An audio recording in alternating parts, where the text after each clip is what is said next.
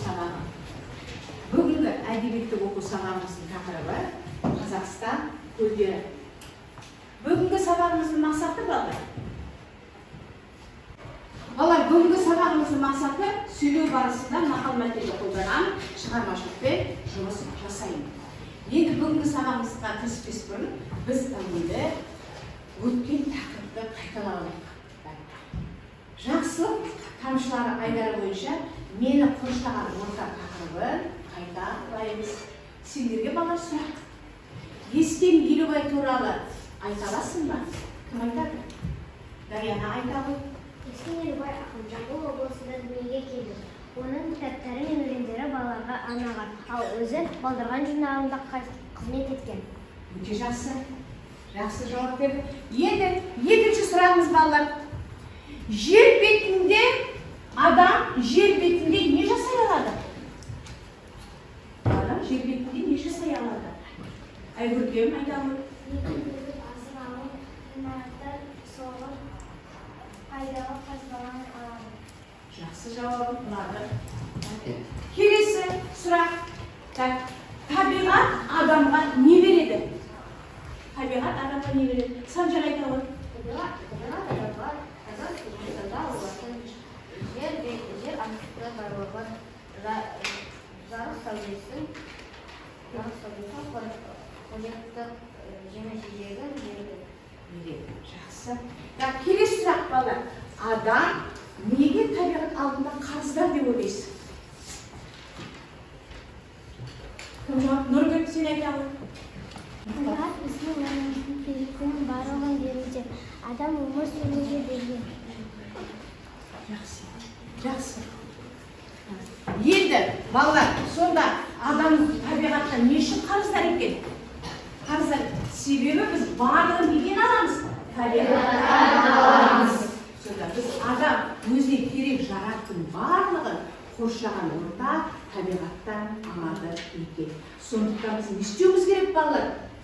Қоршаған ортаны қорғауымыз керек. Жақсы.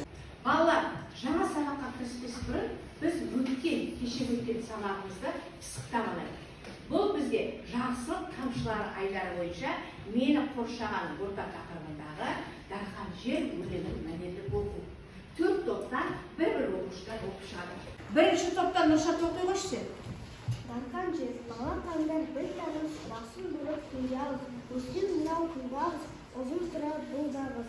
Егіп қойды мұны күн, жерді бұлар күні шырын сорып алалар, сол үшін етті адамдар. Мынау өскен қарбыздар, піскен кезде жарғызар. Егіп қойды мұны күн, жердің бұлар күні түн. Суын сорып алалар, сол үшін етті адамдар. Мынау өскен сарымсақ, тез шығатын барымсақ. Егіп қойды мұны күн, жердің бұлар күні түн. Ашысын сорып алалар, сол үшін етті адамдар. Мынау өскен жусандар, сыпыр қошқып мұсандар. Егіп қойды мұны күн, жердің бұлар күні түн. Қош иесін сорып алалар. Десе де адамдар, жерден қажет алар мен өсімдікті табар. Қолданып сан амалдар, данышпан адамдар. Шатасты.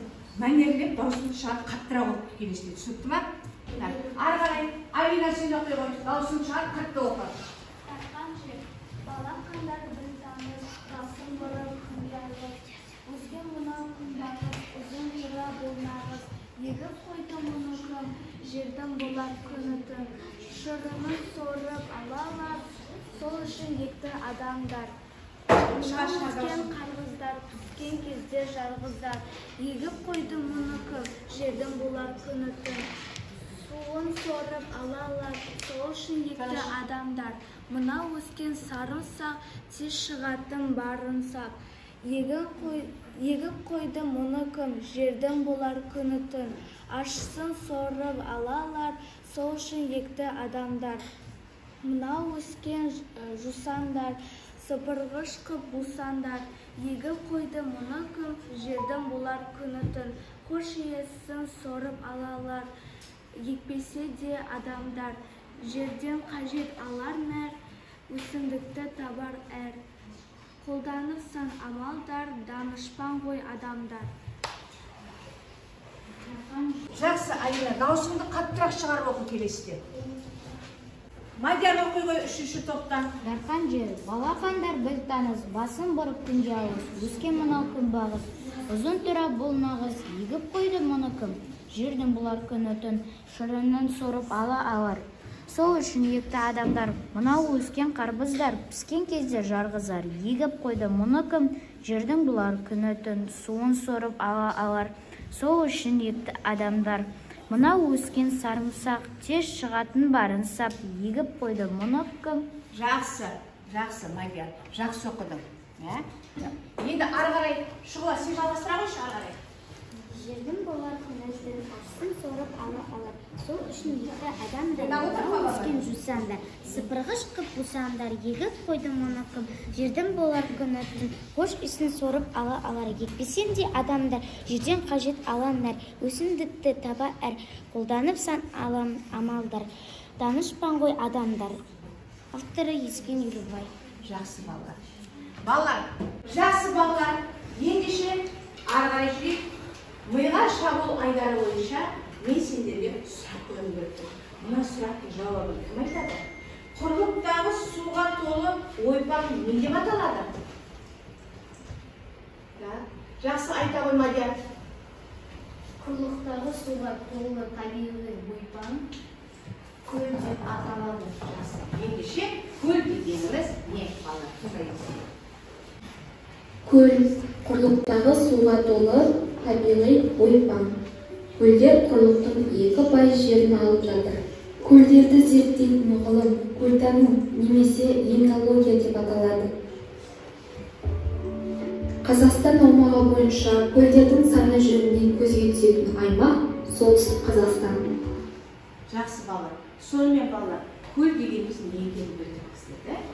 Енді Қазақстанның қай аймағында көлдер көп кездеседі дейді?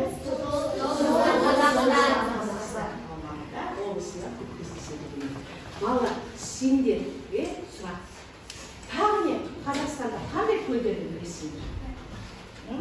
Қазақстанда қандай көлдерді білесіңдер? Қазақстанда қандай көлдерді білесіңдер? Айта ғой кім? Балқаш. Сосын тағы не? Шұғыла. Алакөл. Алакөз емес, Алакөл. Айта ғой Галқар, қандай тағы көл білесің? Көлсай. Зайсан. Тағы не? Арал. Тағы не? Каспий. Сосын айта ғой сен? Балқаш көлі. Балқаш көлдерді білеміз екен. Жақсы балалар, сонда біз Қазақстандағы Каспий, Балқаш, Арал, Зайсан, Алакөл көлдерін білеміз екен. Ал енді бұл жерде көлемі жағынан көл, бірақ қазір теңіз деп атаймыз. Ол қандай? Арал көлдері. Балалар, енді біз бүгінгі сабағымызда осы көлдерден Каспий мен Аралдан кейінгі үшінші көл Балқаш туралы білеміз. Балқаш көлі туралы. Балқаш көлі туралы өлеңден танысамыз. Ал ойлы, Балқаш көлі қандай көл? Сол туралы мағлұматты алайық. Тақтағай, Балқаш көлі Қазақстанның оңтүстік шығысында орналасқан тұйық көл. Каспий, Арал теңіздерінен кейін аумағы бойынша үшінші орында. Батыс бөлігінің суы тұщы, ал шығыс бөлігінің бөлігі жағында ащы болады. Балқаш көлі Алматы, Қарағанды, Жамбыл және шығыс Қазақстан облыстарын қамтиды. Бетпақ дала жерімен шектеседі екен. Сонда Балқаш қандай көл? Қандай көл? Ерекшелігі, оның бір жағы қандай? Тұщы, бір жағы ащы. Енді балалар, осы тыңдалым айдары бойынша Балқаш көлі туралы аңызды тыңдайық.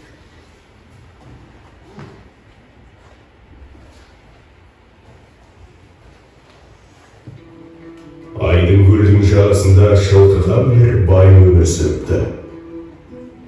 Оның Балқаш есімді сұлу қызы болыпты. Балқаштың апасының сүйген жігіті кедей екен.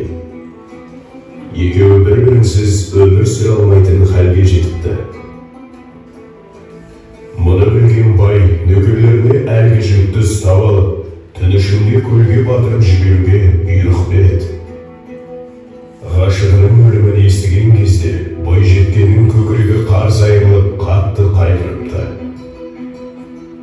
Әкесі қызын көрші отырған байдың ұлына бермекші екен. Тойға дайындық басталады. Ертең той деген түні Балқаш көлге қарай жүріп, сүйгенімен қосылып, мәңгілікке бірге болу үшін тұңғиық суға секіріп кетеді. Осындай адал махаббаттың құрметіне жұрт көлді Балқаш деп атап кеткен. Жақсы балалар, сонда Балқаш көлі не үшін Балқаш болып аталғанын білдік па біз? Бұл махаббат үшін құрбан болған Балқаш деген қыздың есіміне берілген ат екен, құрмет екен. Балалар, енді оқулық айдары бойынша оқулықтың 97-ші бетіндегі Балқаш көлге барайық өлеңімен танысамыз. Бұл өлеңнің авторы Өтебай Тұрманжан. Өтебай Тұрманжан кім? Ол жазушы. Ол балаларға арнап көптеген кітаптар жазған екен. Балалар, егер сендерге тағы бір қосымша мәлімет білу керек. Өтебай Тұрманжан Ташкенттегі нөмір 4-ші жетім балалар үйінде тәрбиеленген екен. Біз бүгін осы Өтебай Тұрманжановтың Балқаш көлге барайық өлеңімен танысамыз. Қане өлеңді оқиық балалар. Өлеңді топ бойынша бөліп оқи қойып. Жақсы ма? Ал бастайық бірінші топтан. Барайық. Балалар, қатар басып барабай, балығы таудай тулаған, бақасы қойдай шулаған, Балқаш көлге барайық, балығын ұстап алайық, суына салқын сүйейік, көп бөлелей көп пісейік, күн шуаққа жатайық. Көк қызыққа батайық, ән салып өлең айтайық, ауылға сөйтіп қайтайық. Жақсы. Енді тұтасын оқып береді осы өлеңді. Нұршат оқиғыш.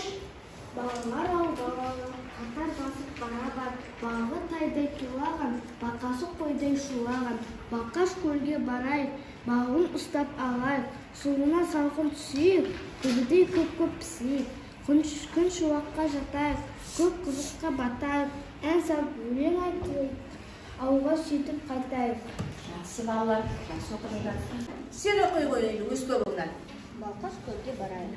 Балалар, қатар басып барабар, балығы тайдай тулаған, бақасы қойдай шулаған. Балқаш көлге барайық, балығын ұстап алайық, суына салқын түсейік, көбедей көп пісейік, күн шуаққа жатайық, көп қызыққа батайық, ән салып өлең айтайық, ауылға сөйтіп қайтайық. Жақсы Санжақ. Айгөркем оқи ғой. Даусың шығар Айгөркем. Қатар басып барабар, балығы тайдай тулаған, бақасы қойдай шулаған, Балқаш көлге барайық, балығын ұстап алайық, суына салқын түсейік, көбедей көп пісейік, күн шуаққа жатайық, көп қызыққа батайық, ән салып өлең айтайық, ауылға сөйтіп қайтайық. Жақсы балалар. Жақсы балалар. Балқаш көлге барайық өлеңін 4 топтан оқып шықты. Бұл өлеңде бізге таныс емес бір сөз бар екен. Ол сөз күбі. Ал күбі дегеніміз не? Жақсы, күбі дегеніміз. Міне күбінің суретін көрдіңдер ме балалар? Бізге күбі деген ағаштан жасаған қымыз іртіп пісетін ыдыс деген күбінің суреті міне мынандай ыдыс екен. Осыған қымызды құяқта не істейді? Оны соғып не істейді? Ашытады екен. Енді балалар 98-ші беттегі Құманбай Молдағалиевтің көл өлеңін оқимыз. Балалар, көл өлеңін топ бойынша шумақтап оқып шыға қойайық. Мансұр баста. Жатыр әсем көрдімін, көзінде жас ботамын, құшақтаймын, толқынның қуанышқа ботамын. Арғы екінші тоқта. Жағадағы тал құрақ өзін судан сүйреді, қозылардай жамырап, Құстар күлімсіреп күн-күндіз көк аспанды шолады. Кешке қарай көк жұлдыз кеудесіне қонады. Әлдилейді майда жел, таң нұрланып атады. Тербелетіп айнап көл, жерде аунап жатады. Жақсы бала. Бұл өлеңнің авторы кім? Тұманбай мұндағали кім? Кім? Ақын жазушы. Енді осы өлеңді бізге жақсы етіп тұтас Нұрислам оқып берсін. Жатыр әсем көл тұрып, көзінде жас қонады. Құшақтаймын толқынын, қуанышқа батады. Жағадағы тал құрақ, өзін содан көреді. Қозылардай жамырап, құстар ұшып келеді. Күлімсіреп күн-күндіз, көк аспанды жолады. Кешке қарай көп жұлдыз кеудесіне қонады. Әлдилейді майда жел, терең қонады атанды. Таң тербелетіп, айна көл, жерде аунап жатады. Жақсы. Жатыр әсем күл тоңып, көзімдей жас ботамын. Құшақтаймын толқынын, қуанышқа батамын. Жағдайды талқырақтап, өзін сондай көреді. Қозғалайдың жамырап, құстар ұшып келеді. Күлімсіреп күн-күндіз, көк аспанды шолады. Кешке қарай көп жұлдыз кеудесіне қонады. Әлдилейді майда жел, таң нұрланы атады. Тербелейді айна көл, жерде аунап жатады. Жақсы, Нұрай, даусың шығарып қаттырақ оқы. Гаухар, оқи қойшы көл өлеңін. Жатыр әсем күн тұнып, көзінде жас ботамын. Құшақтаймын толқынын, қуанышқа батамын. Жағадағы тал құрақ, өзін содан көреді. Қозылардай жамырап, құстар ұшып келеді. Күлімсіреп күн-күндіз, көк аспанды шолады. Кешке қарай көп жұлдыз кеудесіне қонады. Әлдилейді майда жел, таң нұрланып атады. Тербелетіп айна көл, жерде аунап жатады. Жақсы. Самат оқи қой. Даусың шығар. Көшті тайның толқына, қуаныш батамын. Жағадағы талқұрақ өзін содан көреді. Қозыларды жамырап, құстар ұшып келеді. Күлімсіреп күн-күндіз, көк аспанды шолады. Кешке қарай көп жұлдыз кеудесіне қонады. Оқи қой сен. Жатыр әсем күл тұнып, көзінде жас ботамын. Құшақтаймын толқынын, қуанышқа батамын. Жағадағы тал құрақ, өзін содан көреді. Қозылардай жамырап, құстар ұшып келеді. Күлімсіреп күн-күндіз, көк аспанды шолады. Кешке қарай көк жұлдыз кеудесіне қонады. Әлдилейді майда жел, таң нұрланып атады. Тербелетіп айна көл, жерге аунап жатады. Жақсы, Нұргүл. Сен оқи қой енді. Көл. Жатыр әсем күн тұнып, көзінде жас ботамын. Құшақтаймын толқынын, қуанышқа батамын. Жағдағы талқұрақ, өзен содан көреді. Қозылардай жамырап, құстар ұшып келеді. Күлімсіреп күн-күндіз, күн аспанда шолады. Кешке қарай көп жұлдыз кеудесіне қонады. Әлдилейді майда жел, таң нұрланып атады. Тербеліп айна көл, жерге аунап жатады. Жақсы. Бала, енді екі өлеңмен де таныстық. Енді оқулықтағы тапсырмаларды орындайық. Бала, осы екі өлеңдегі теңеу, эпитет сөздер берілген. Солай ма? Соларды қарап шықайын. Қараймыздар, кім айтады оны? Нұршат айта қойшы. Балғы тайдай тулаған, бақасы қойдай шулаған, көл тұрады. Көзінде жас ботамын, қызылардай жамырап, екеуі көл тұрады. Екеуінің ұқсастығы көл тұрады. Жақсы бала, сонда Балқаш көлге барайық та, балығы тайдай тулаған, бақасы қойдай шулаған. Ал көл өлеңінде эпитеттер көзінде жас ботаны, қозылардай жамырап. Бұл екі өлеңнің ұқсастығы неде? Көл туралы екен. Ары қарай тағы не Тағы балалар қандай эпитет теңеу сөздер бар? Айта қойшы Алина. Ақындар көзінде қозылардай, әсем майда жел, айна көл деген теңеу және эпитет сөздер қолданылады. Жақсы. Келесі сұрақ балалар. Келесі сұрақ. Енді балалар біз топпен жұмыс жасаймыз. Сендер 4 топта отырсыңдар да? Осы 4 топқа ойлан бөліс айдары бойынша тапсырмаларды орындап береміз. Бірінші топқа суреттерге қарап, көлдің жағасын сипаттап айтыңдар. Кітаптағы көлдің суреттері бар, оқып отырсыңдар ғой. Балқаш көлге барайық дегенде көлдің суреті бар. Көл өлеңінде де сурет бар. Осы екі суретке қарап, көлдің жағасын сипаттап айтасыңдар. Түсінді ме бірінші топ? Екінші топ, көл суының адамға пайдасы туралы не білесіңдер? Адамға қандай пайдасы бар? Сол туралы айтасыңдар екінші топ. Ал үшінші топ, қазіргі кездегі өзен, көлдердің ластануы туралы әңгімелейсіңдер. Төртінші топ, қазіргі кезде экологиялық мәселелер туралы айтасыз. Қандай экологиялық мәселелер бар? Ал дайындаламыз балалар.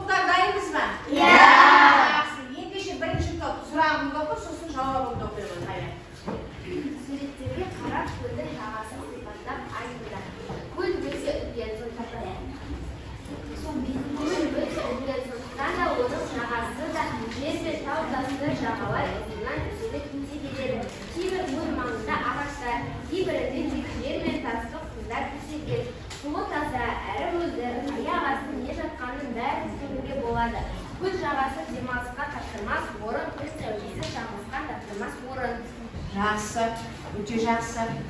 Жақсы жауап бердіңдер сендердің топтарыңа. Так, екінші топтан енді қайда? Сұрағыңды оқы ал, екінші топ сұрағыңды оқы.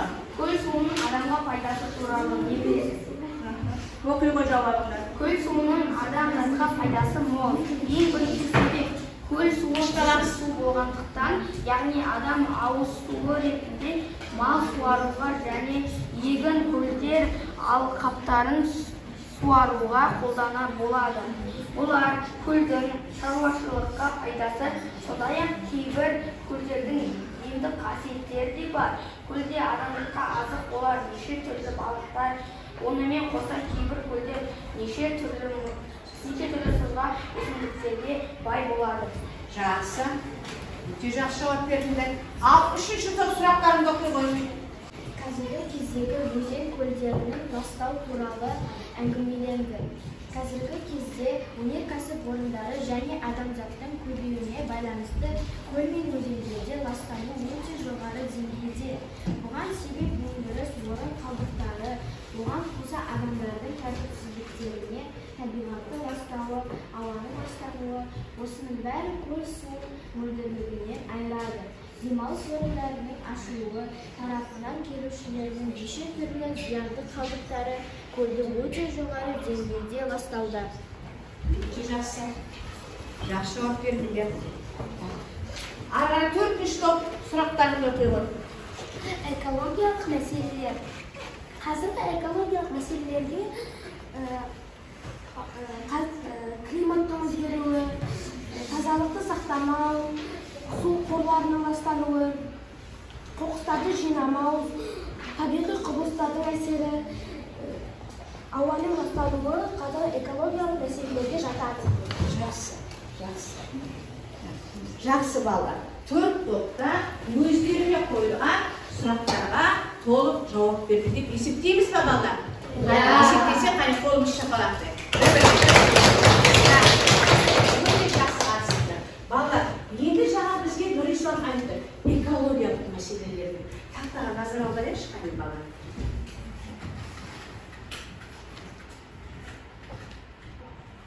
Экологиялық мәселелер. Бізде қандай экологиялық мәселелер бар екен балалар? Тазалауды сақтамау, су қорларының ластануы, қоқыстарды жинамау, табиғи құбылыстардың әсері, ауаның ластануы, климаттың өзгеруі. Осының барлығы біздің қазіргі кезде экологиялық мәселелеріміз екен. Солай ма? Балалар, жалпы экология дегеніміз не? Экология дегеніміз не? Бізде кітапта анықтама берілген екен. Экология дегеніміз не? Айтамыш, экология дегеніміз не? Экология дегеніміз табиғат адам ортасындағы қоршаған заманы мен жақсы мен зиянын қоршайтын ғылым. Жақсы. Диас, сұраққа жақсы жауап берді. Диас экологияға түсініктеме беріп берді, да балалар? Бірақ кітапта да экологияға түсініктеме берілген. Соны оқиыншы қайын. Экология грекше үкім, экос үй, баспананы логос ілім. Жеке организмнің өзара қарым-қатынасын қоршаған тіршілік ортасымен, мекенімен байланыстырып зерттейтін ғылым. Эколог қоршаған ортаны қорғайтын маман. Жақсы балалар. Сонымен экология ғылымы туралы білдік па? Экология ғылымы деген қоршаған ортаны қорғау, соны зерттейтін ғылым. Енді балалар, келесі. Осы экологиялық мәселелер шешілмесе не болуы мүмкін? Жаңағы айтқан мәселелер айтып қойып, ауаның ластануы, судың ластануы, қоқыстарды жинамау, соның барлығы осы экологиялық мәселелер шешілмесе не болуы мүмкін деп ойлайсыңдар? Тағы көрдік. Маликама жауап береді. Тағы мен Малика айта қойшы. Экологиялық мәселелер шешілмесе, онда біз табиғаттың байлығынан, таза суынан және пайдалы заттарынан айырылуымыз мүмкін. Сондықтан да біз өндіріс қалдықтарын төлейтін орын, экология мәселелерінің шешімдері бізге қажет. Өйткені біздің табиғатымыз ластағаннан басқа, жай адамның денсаулығына осы табиғаттың ластығы әсер етуі мүмкін. Сонымен экологиялық мәселелер шешілмесе, біздің денсаулығымызға әсер етеді. біз не істейміз? Ауырып қалуымыз мүмкін. Сондықтан осы экологиялық мәселелерді шешуіміз керек. Ол мәселелерді шешу үшін біздің әрқайсымыз отырғанымыз не істеуіміз керек? Өз үлесімізді қосуымыз керек. Біз қандай үлес қоса аламыз осы? Экологиялық не істеуіміз керек? Сосын суды үнемдеуіміз керек. Дұрыс суды босқа ағызбауымыз керек. Сосын бізде қандай көл бар, қандай теңіз бар бізде? Қарыз бен теңіз не істеуіміз керек біз? Тазалығын сақтауымыз керек. Жазда жағажайға барып демалғанда не істеуіміз керек? Қоқыс тастамауымыз керек. Сондықтан балалар біз не істеуіміз керек? Қоршаған ортаны қорғауды өзімізден бастауымыз керек екен. Енді келесі сұрақ балалар. Өз жерінде суға байланысты экологиялық мәселелер бар ма? Қандай бізде экологиялық мәселелер бар өз жерімізге байланысты? Айта қойшы Гаухар. Елді мекендер суды құдықтар арқылы, кейбіреулер тау суын, теңіз суын пайдаланады. Әр елді мекеннің суы әртүрлі. Суға сол елді мекеннің ауа райы, жері және өндіріс орындарында әсер етеді. Жақсы балалар. Балалар, біз өз жерімізде ауыз суды қайдан аламыз? Қайдан аламыз? Теңізден аламыз да іше береміз ба? Не істейміз? Теңізде қайда барады? Қай заводқа барады? Қазатом заводына барады. Сол жерге не істейді? Суды жұтады, сосын тазалайды, біздерге ауыз су ретінде құбырлармен не істейді? Жібереді. Біздің тұрғылықты жергілікті халқымыз суды Каспий теңізінен аламыз екен. Жақсы балалар. Балалар, біз бүгінгі сабақта қандай өлеңдермен таныстық? Айта қойшы. Өтебай Тұманжанов Балқаш көлге барайық деген өлең. Сосын айта қой. Көл деген өлеңмен екі көл деген өлең. Сонымен көл туралы мағлұмат алдық па біздер балалар бүгін? Жақсы балалар. Енді сендерге келесі тапсырма цирквень әдісі бойынша көлге қатысты 5 жол өлең құрастырып, соны дәптерімізге жазамыз.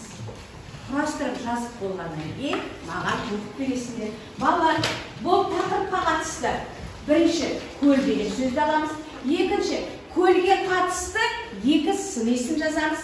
Үшінші жолға көлге қатысты 3 жетістік жазамыз. Төртінші жолға 4 сөзден тұратын 1 сөйлем жазамыз. Сосын 5-ші жолға тақырыпты сипаттайтын 1 синоним. Көл сөзінен синоним болады, зат есімді жазамыз. Жақсы ма? Құрастырайық, қане ойланайық. Дәптерімізді ашып, бүгінгі күн жадын жазамыз. 25 ақпан Қазақстан көлдері, көл деген өлең құрастырамыз.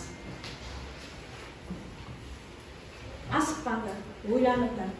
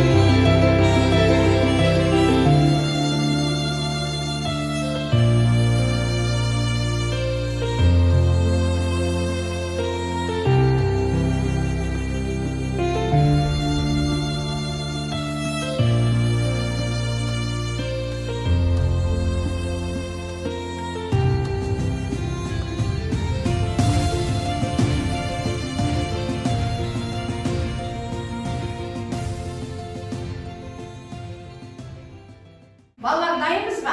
Өлеңді құрастырдық па? Қане, кейбіреулер мен қарап тұрмын, кейбіреулер тіпті жазбай тұрғандар да бар. Ойына ештеңе келмейді. Мадияр, оқи қойшы сен өлеңіңді.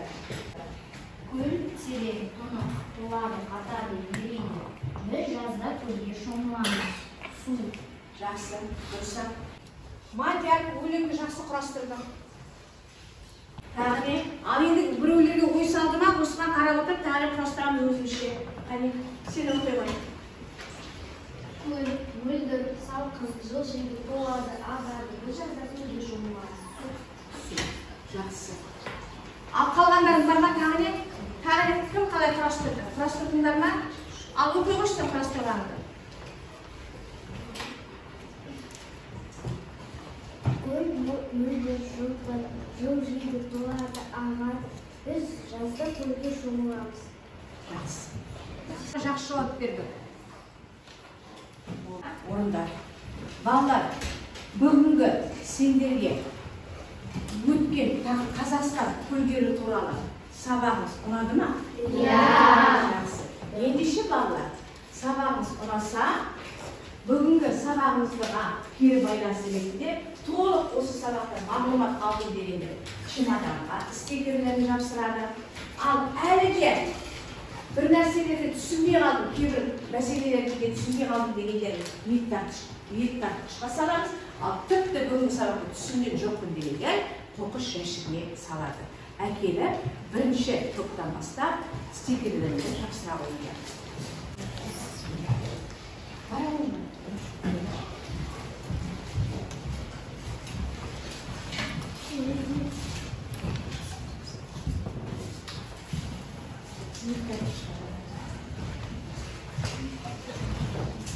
Екінші топ жапсыра қойды.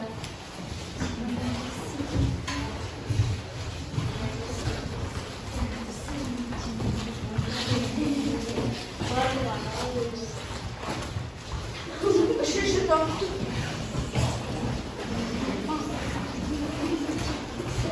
Сонда барлық балалар бүгінгі сабаққа түсінген болып тұр ғой. Сонымен балалар, біздің Қазақстандағы қандай көлдер болды? Ең көлге бай өлке қай жер бізде? Солтүстік Қазақстан. Солтүстік Қазақстан дейді. Жақсы, отыра қойыңдар.